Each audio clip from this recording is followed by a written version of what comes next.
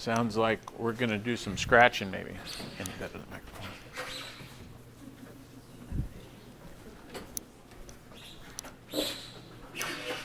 Can you hear me okay? Is my mic working?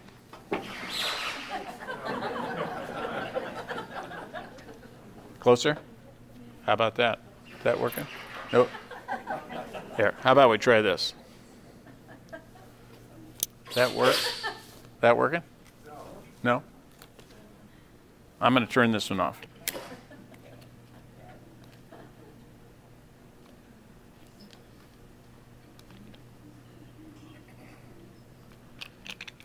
How about this? How about now, Ken? No? How about now? This one? How about this one?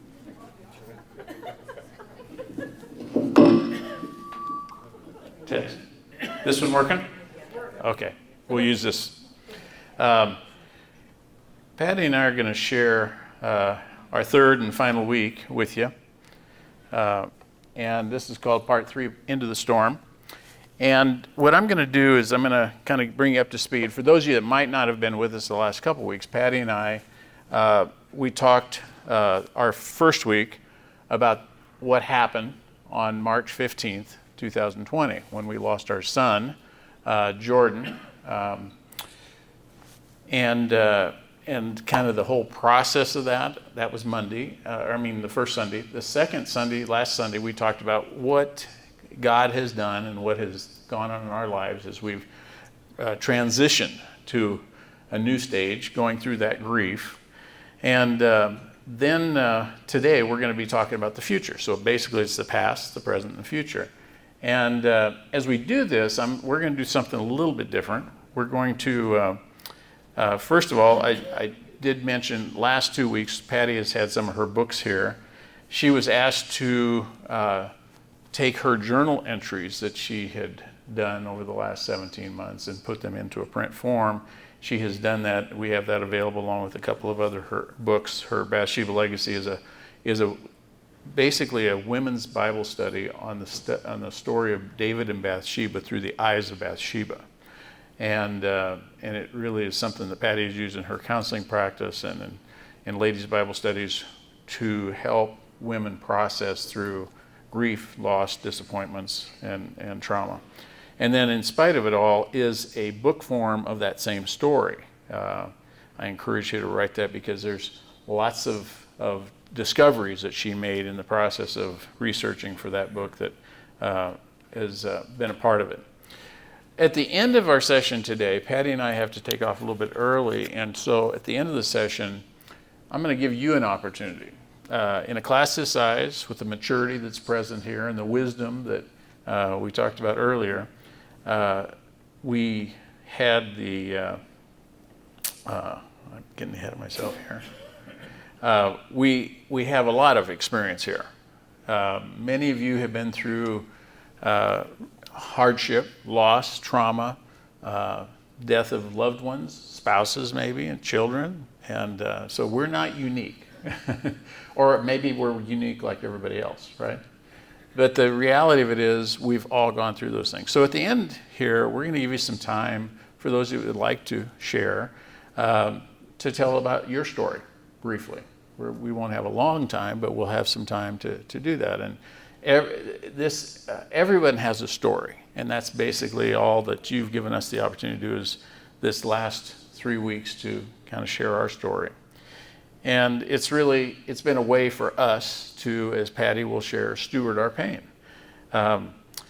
Last week, I told you I was going to go fishing with my friend Mo, and we got on the water last Sunday night at Lake Wakanda, which is down by Glen Ellen and right between Glen Ellen and Cocker City, Kansas. It's about 3 hours from here. We got on the water at 8 o'clock, and we left the lake at 2 a.m., and we did really well, and just had a great time. And then Mo had us over to his home last night, he and his wife, Iman, and he showed us how they cook fish in Iraq, where he's from. And it was a great evening. We just had a great time. So we talked in our first lesson about the fact that, we all make decisions, and some of our trauma, hardship, losses, grief are things that we bring on ourselves, right? We've all probably experienced that.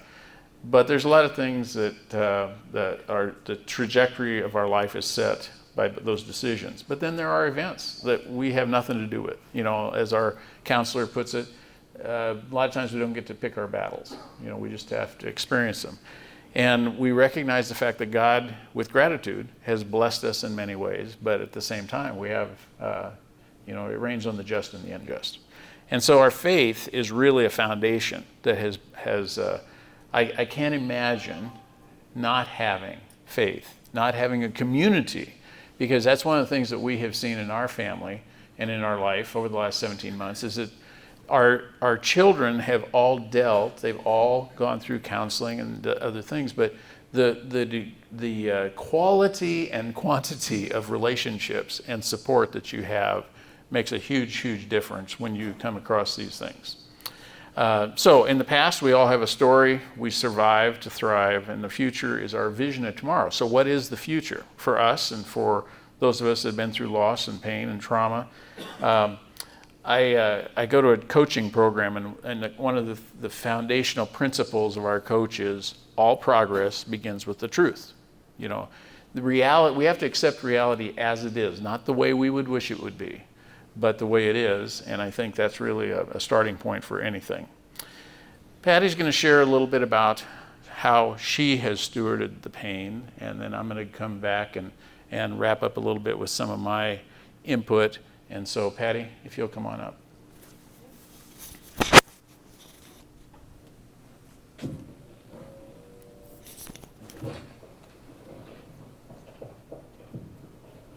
Hello? We're good? Well, I was talking to Mrs. Rice, sixth grade teacher who taught all of our children, about nouns and verbs.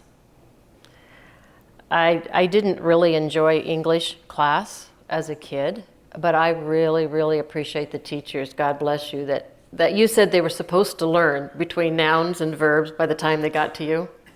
Yeah. So as I am speaking of stewarding your pain or stewarding my pain, I did a little research, and steward can either be a noun, which is a person, place, or thing, stay with me, or it can be a verb. It can be a passive verb or an active verb or a verb in the future. And when I think about a steward as a noun, I think of a steward as someone who takes care of things. I don't know that I hear the word steward often anymore, maybe in church, maybe in a Sunday school class or Bible study. I think maybe a more modern word that I hear is manage. We are to manage. Our Bible says manage our finances and our time and our talents and what God has given us. I think of a steward on a cruise ship. That's generally the housekeeping staff. I think of a steward perhaps in a restaurant, a waitstaff person. What comes to mind is an airline stewardess, which is old school word. My children tell me it is now called a flight attendant. So a flight attendant attends to the passengers to keep them safe. They manage the passengers on the plane. And so I believe we are to be managers of everything that God has given us. The verse that comes to mind is Genesis 2:15, and I'll just read it to you. Then the Lord God took the man and put him in the Garden of Eden to cultivate it. We're to be good stewards of God's creation, his environment, his animals, our families, the communities that we live in, the churches and our places of worship. We're to be good stewards. We're to manage them with the best of the ability that we can, so ultimately God would be glorified through our actions. A verse that I found in the New Testament is 1 Peter 4:10. As each one has received a special gift, use it to serve one another as good stewards of God's manifold of grace. So throughout the entire Bible, from the beginning through the end, we are to be stewards. And to do it with the best that we can, I believe. Dennis and I traveled a number of times to Mexico on a missions trip with teenagers. Yeah. And for probably most of those teenagers, they had never seen that kind of a living environment that the people in Ensenada lived in. And to them, that was all they knew. Maybe they had roofs on their houses, maybe they had houses, maybe they didn't. And I know when I went down there for the first time in 1999, it was an eye-opener to me. And I would imagine if we had time, you could all share times where maybe you were on missions trips, you served in other countries, you served the helpless and the hopeless and the homeless. And so this was the first time that these kids had gone down there, or many of, well, I think probably most of them. And it's pretty amazing. It's pretty eye-opening to see how people can live in a different environment than we do. So when the kids would come home, we would need to debrief them. And to debrief them, we would sit in a circle and they'd say, "Oh man, they don't have anything by their standards. They don't have anything and they don't have this and they don't have that, but they're all so happy. They're just so happy." And I'm going to sell my computer. I'm going to sell my car. I mean, it's their way of kind of feeling guilty because in their opinion, they have more physical things than they did in Mexico. And I'm like, hey, you guys, just listen a minute. Listen to me. I said, that is the way that they live in Mexico. That doesn't mean it's wrong. It doesn't mean it's right. And it doesn't mean the way you live here is wrong or right. It means that everybody is accountable for what we have. Those people in Mexico are accountable. They are to be good stewards of what God has given them. And we are to be good stewards of what God has given us. So it's okay to have carpet on your floor. It's okay to have cushions on your chairs and to have nice tables to sit around. It's okay. It's okay to have a nice Bible to read out of. You don't have to sell your computer. You don't have to sell your car. But what I want you kids to understand is you are also accountable and responsible for what God has given you. You know, what are you doing with it? You know, are you investing in other people? As the people in Mexico are accountable for what they have. So we can't compare living arrangements, but we all are responsible for what we have and for what God has given us. The Bible teaches us, and these are the words of Jesus in Matthew 25, 31, 40. And he says, did you feed the hungry? Did you give a cup of water to the thirsty? Did you clothe the naked? Did you show hospitality? The Bible teaches us in Hebrews 13:2, do not neglect to show hospitality to strangers, for by this some have entertained angels and haven't known it. He says, are you caring for the sick? Are you visiting those in prison? Are you encouraging the hopeless and the helpless and the depressed and the downcast? And then Jesus says, I tell you the truth, whatever you do for the least of these brothers of mine, well, you did it for me. I think we all know the rest of the story. If we're not feeding the hungry, if we're not offering water, if we're not clothing the naked, being hospitable to strangers, if we're not feeding the sick, if we're not going to prison, if we're not encouraging the hopeless and the helpless and the downtrodden, the downcast, and the frustrated and the discouraged. He says, I don't know who you are. You need to get away from me because the way that you are not serving them is how you are not honoring me. And as I was preparing to say some words this morning, this verse came to me that reminded me again and again and again that we are to be good stewards of what we have, which includes pain. You know, as I look at stewarding as a verb is an action word.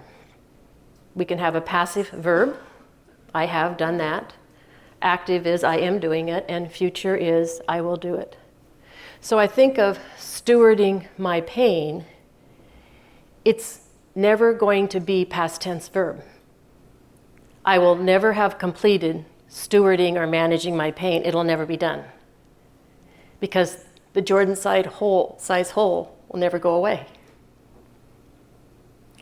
So I think about my present tense, active verb, stewarding. I am actively stewarding my pain. I am actively managing my pain. I am doing what I can, hopefully the best I can, to steward and manage my pain. And it will never be future tense, because tomorrow morning when I wake up, I will be stewarding my pain this day. And then when I wake up on Tuesday, which is our anniversary, I will still be stewarding my pain. So I will never be future tense. I will never say, yeah, I'm going to manage my pain another day.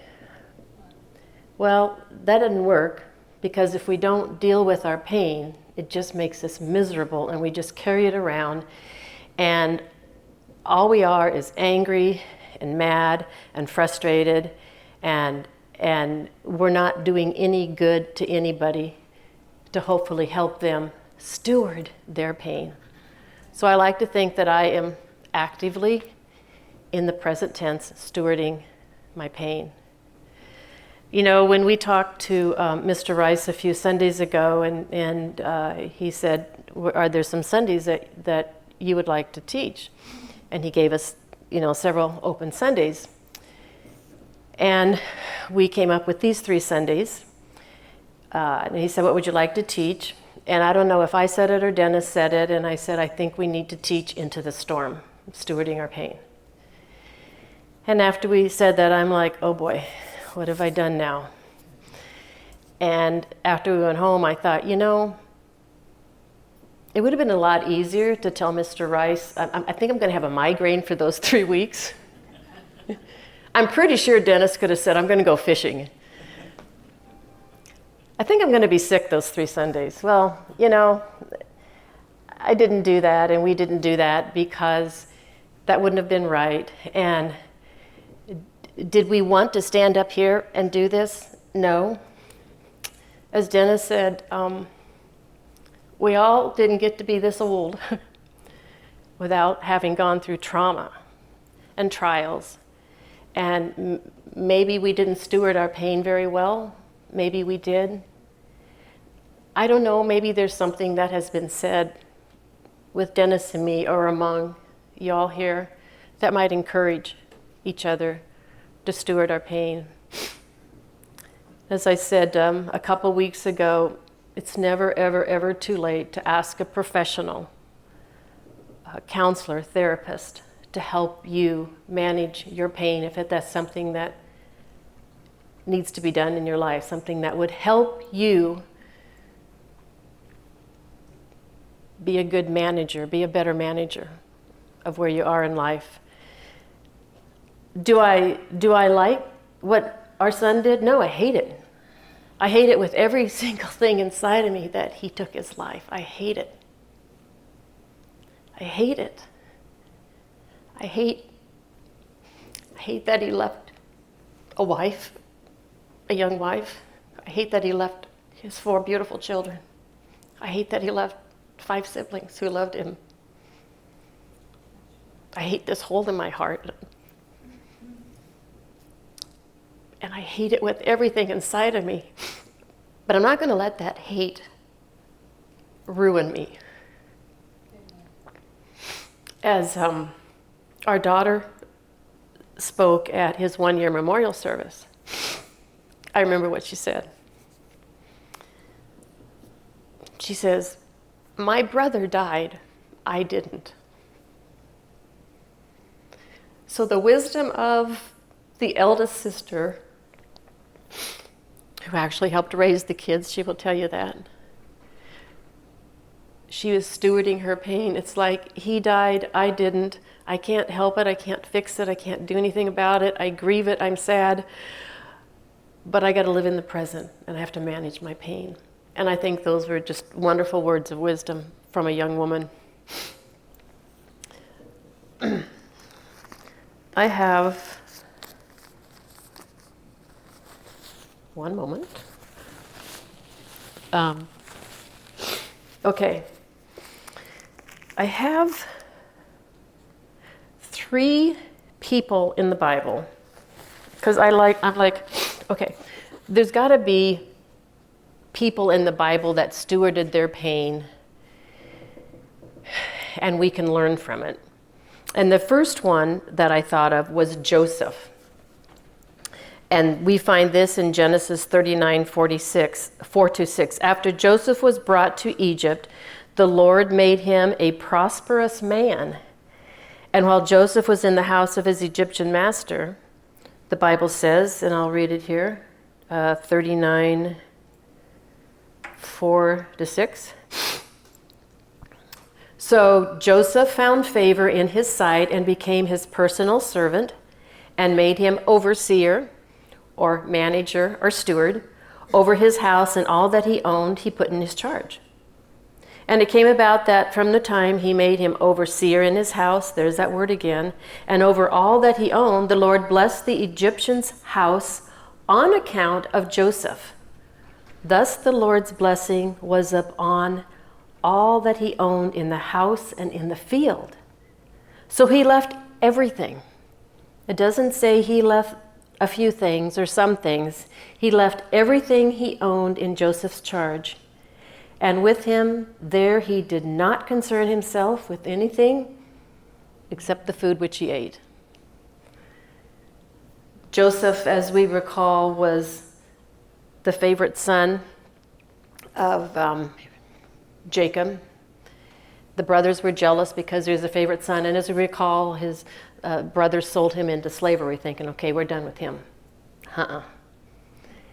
And I cannot try to even imagine what it must be like to be in a prison that you didn't do anything wrong. But he rose over that, and he rose above that, and God blessed him. I think that was a man that stewarded his pain, and we read about it, we study about it. The other one that I recall is Bathsheba, and I write about her in my books.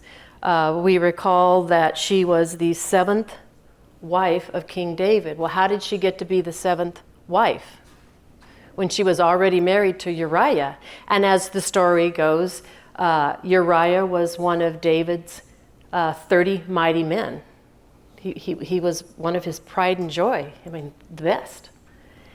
And David sent his army out to fight on his behalf. And in those days, it was normal, it was traditional that the king would lead his army to battle. But this particular spring, as we remember, this particular day, he didn't go. And he decided to bring Bathsheba, which was Uriah's wife, into his palace. She did not have a choice. She had to come. You don't tell the king no. He took advantage of this young woman. He raped her, sent her away.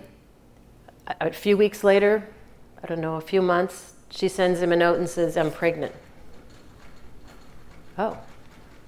The Bible doesn't say that King David consulted with God. It's like, I'm going to take care of this by myself. So what does he do? He orders Uriah, her husband, one of his 30 mighty men, to be killed, murdered. And King David's like, oh yeah, that happens. You know, people get killed in battle, and yeah, it's too bad, but that happens. And And 30 days later, then he brings Bathsheba in like, aren't I a good king? And he marries her. In the meantime, though, Prophet Nathan comes to King David, and he's like, I'm paraphrasing, you are a bad boy. You took advantage of a young woman. You know, all you had to do was ask me. I would have given you what you wanted, given you what you needed. But oh no, you had to take what didn't belong to you.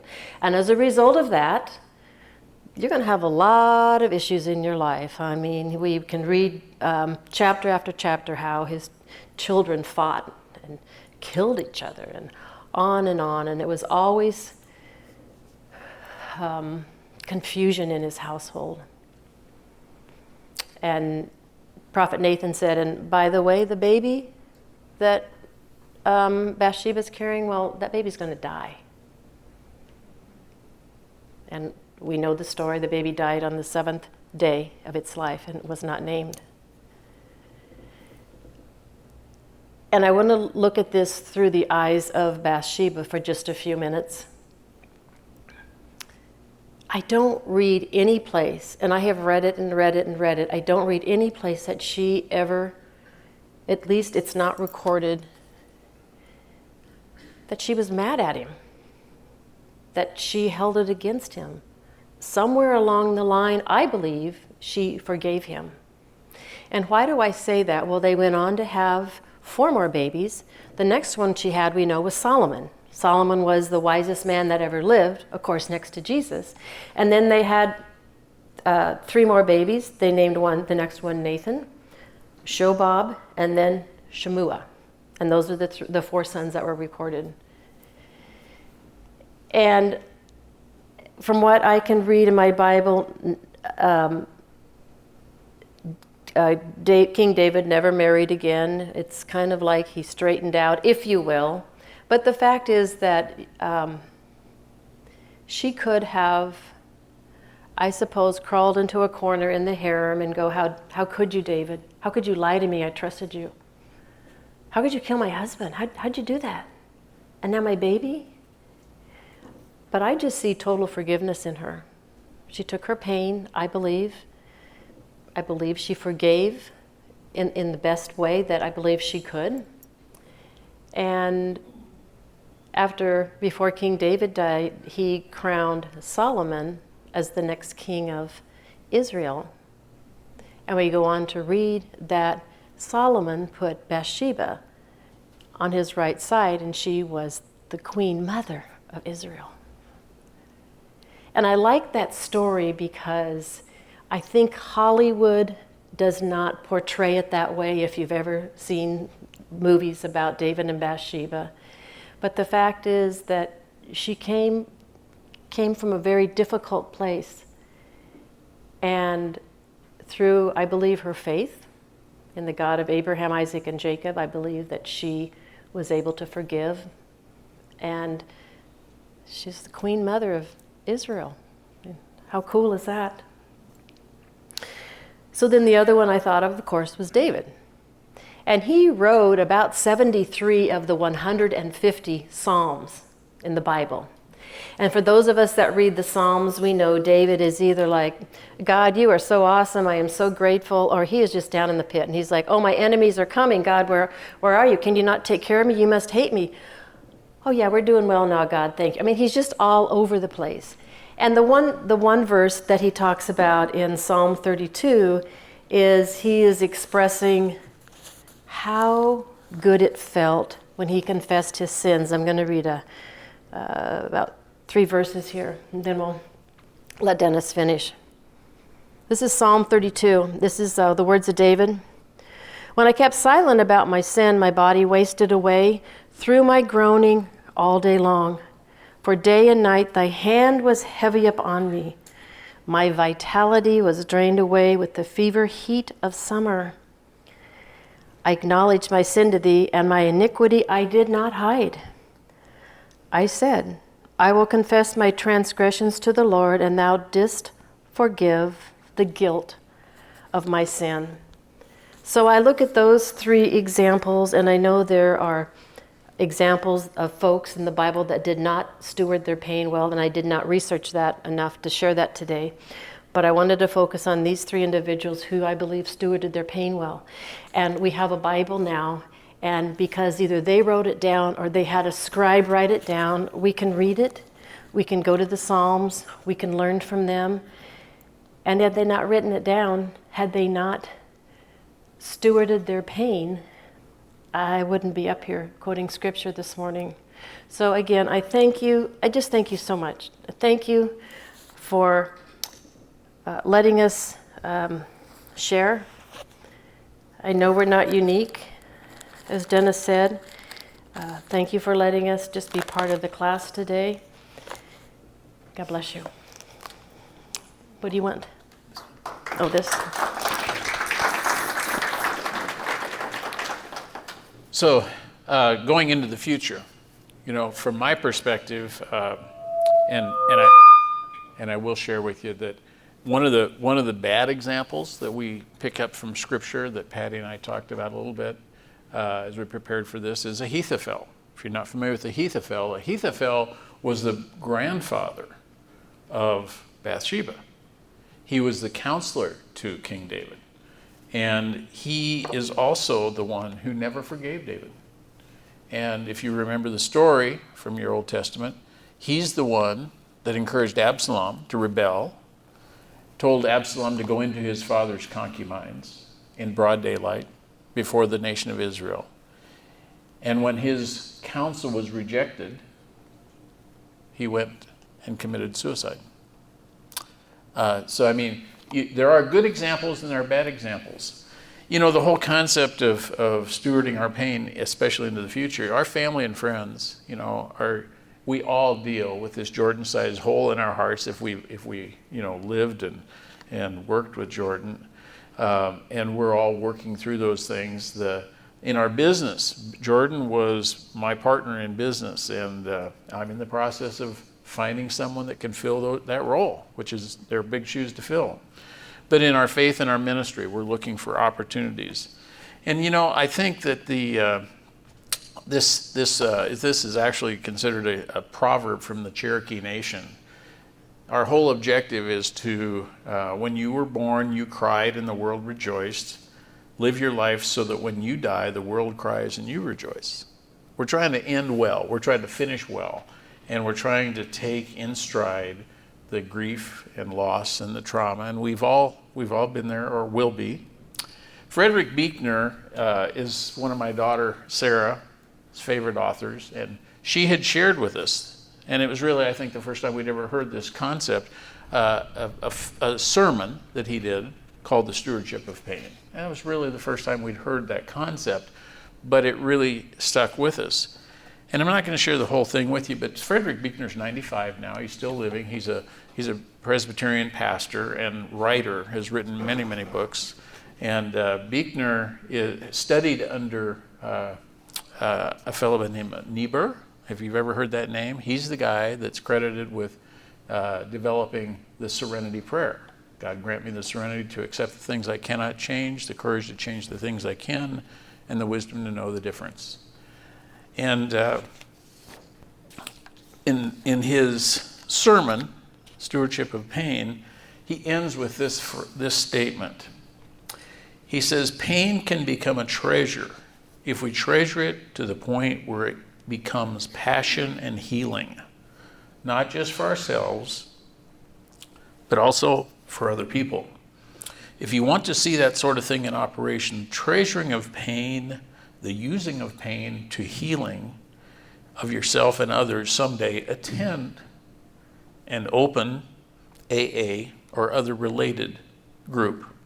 That is exactly what those people are doing, sharing their hurts, their experiences, and their joys. And he says, remember the cross. He says, it seems to me that the cross of Christ in a way speaks somewhat like this same word, saying that out of the greatest pain endured in love and faithfulness comes the greatest beauty and our greatest hope. Just the other day we were reading together, Patty and I, out of a daily devotional from Al-Anon. And I thought it was really appropriate to what we're talking about. If you believe that it is hopeless to expect any improvement in life, I am doubting the power of God. If I believe I have reason for despair, I am confusing personal failure, for I do have the power to change myself, and nothing can prevent it but my own unwillingness. Never let me imagine that my satisfaction with life depends on what someone else may do. This is a thinking error I can get rid of in Al-Anon. I can learn to avail myself of the immense and inexhaustible power of God if I am willing to be continually conscious of God's nearness. Today's reminder, I am not at the mercy of a cruel or capricious fate, for I have the power to determine what my life will be. I am not alone. I have the confidence and faith of all Al-Anon to support my efforts, as it is expressed by the loving concern and help of friends in my group. I am not alone because God is with me wherever I make myself aware of him. To be without hope is to deny the wonderful possibilities of the future. So, what I was going to do, again, you've got the rest of the time this morning. Bob's going to come up and kind of orchestrate, but if you have something that you'd like to share, a trauma, a loss, a grief, maybe something that's come to your mind in the last 3 weeks since we've been talking, how did you steward your pain? What has God taught you through it? One of the things that we did with Jordan is Jordan and I were both members of the Nebraska LEAD program, and we've established a memorial in his name to help support that program going on in the future. Sarah, many, many years ago, gave me this, it's called A Father's Legacy, and it's basically a journal where you can basically record profound experiences in your life that you can leave for your children. And honestly, I've only filled out a little bit of it, and I've committed, I want to finish that. I've shared books with my kids. This is one that's really good called Experiencing Grief by H. Norman Wright.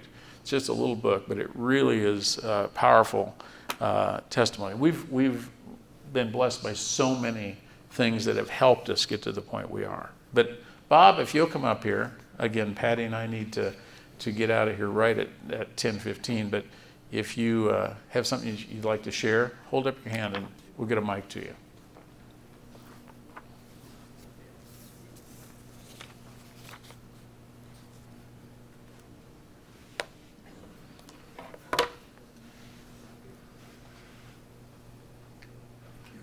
Thank you, Bob. We first of all want to thank Dennis and Patty for these 3 sessions. I found them very encouraging, very challenging, and I trust that all of you have felt the same feelings, maybe having an opportunity to look inside yourself. We trust the Lord, and that brings us to this idea that Dennis has put up here for us as to what have we experienced, what have you individually experienced in your life. And we're going to take just a couple minutes to see for anyone that would like to share with us